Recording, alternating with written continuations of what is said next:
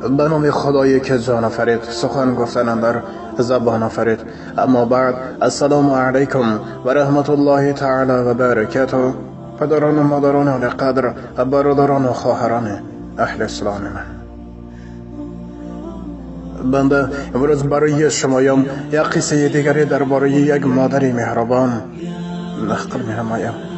و اگر در وقتی گفتن این قصه اگر به خطاگی راه دهم، الله تبارک و تعالی مرا مغفرت کند و از همه شمایان معذرت میخواهم. مادر بیمار می شود و ساعت 12 شب پسرش به نزد بالین مادر می آید و می شند. مادر با رنگ زرد و با نگاهی با رحم به فرزندش می نگرد و با آوازی خسته و لرزانش می گوید: چه شد پسرم؟ چرا خواب نیستی؟ پسر می گوید: مادر، از آوازی نالش شما خوابم نمی برد. اگر علاجش باشد و چجا پس نالش کنید، کمی من و همسرم نبی رهایتان خواب کنیم. سحر من کاری دولت می روم، همسرم از پی شما می دود، نبی رهایتان مکتب می روم. مادر با چشمانی اشکالات: میلش پسرم، به حاضر خواب کنید. پسر خواب خوش گفته به خانه خوابش می رود و به حضور خواب می کند. سحر از خواب خیسته نزدیک مادر می آید و پیش مادر می شند: اوچه خیز درست شد، نهاری کنیم. می گوید: مادر باشد بر وقت جان را به حق سپارده بود. پسر داد می گوید: هم آمده. پس از چند ساعت مادر را به خانه آخرت می برند. وقتی که بر می گردد همسرش به او مکتوب دراز کرده می گوید: این را از سگی بالینی مادرت یافتم. پسر مکتوب را کشاده می خواند: پسرم، جانم، هستی دنیایم، بود و نبود مادر. مرا با بس که این شب تو را ناراحت کردم، همراهی همسر و فرزندانت نماندم که خواب کنیم. اما جان آچه، زمان تو خورد بوده، مرا هر زمان گریه کرده از خواب بیدار می کرده. من باشم با مهربانی و الله‌های شیرین تو را تا سحر خواب می کردم. از همه تو را بالا می دانستم، چون جانم دوست می داشتم. نمی ماندم که با پایت خاره خلد. اگر بیمار میشدی تا سحر طبیبی تو می شدم و بالای سرت می نشستم. باز روز می شد از پی کار خانه و رو و چین و پخت و پز و لباس شستن می شدم. یک بار هم افت نگفتم، تو را خفه نکردم، اما این شب از سبب پیریم بیمار شدم و تو را ناراحت کرده نماندم که تو خواب کنی. اکنون فهمیدم که تو کلان شده ای، دیگر احتیاج به من پیر ناتوان نداری.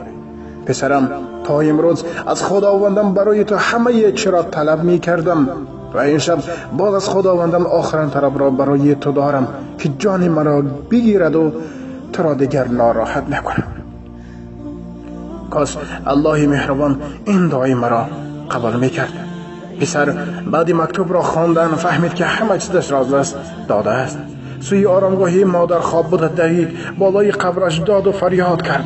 بخشش پرسید اما فایده نداشت، چون که دیگر مادر خاموش بود و جواب داده نمیتوانست. ببینید مادر چقدر بزرگ و مهربان و غمخوار فرزندان است. همیشه خدمت او را کنید تا اینکه روزی سخت پشیمان نشوید. امروز بسیار غم آور است که یک مادر می تواند از 1 تا 10 فرزند را مهربانی کنند، لیکن اون 10 فرزند نمی توانند یک مادر را غمخواری کنند. الهی الله تبارک و تعالی هر یک ما و شما را از راه خطا و از راه شیطانی، از حیله زنها و از مکر دنیایی در حفظ امانت خود نگه داشته خدمت والدین کردن را نصیب روزی گرداند. الهی پدر و مادر هر یک ما و شما را در حفظ امانت خود نگه داشته راحت فرزندان دیدن را نصیب گرداند. و آنهایی که پدر و مادرشان ترک این دنیا کردند، الله تبارک و تعالی جای آنها را جنت المأوا گرداند. و آخر دعوان الحمد لله رب العالمین. السلام علیکم و رحمت الله تعالی و برکاته. با احترام دوست و برادری شما امید رحمت. از انسان من اگر در وقتی گفتن این قصه اگر نسبت شما یگان سخن بدی گفته باشم از همه شمایان معذرت میخواهم.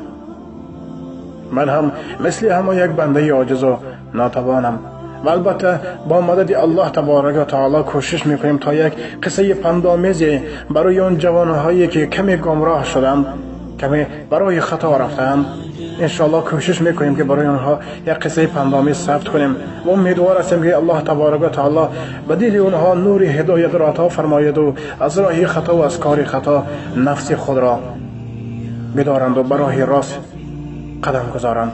الله تبارک و تعالی هر یک شما را در حفظ امانت خود نگه داشته، هر یکم برادران و خواهرانی که در شهر مسافری قرار دارند برای کار و رزق و روزی حلال و از خوف و خطر در پناه خود نگه دارد.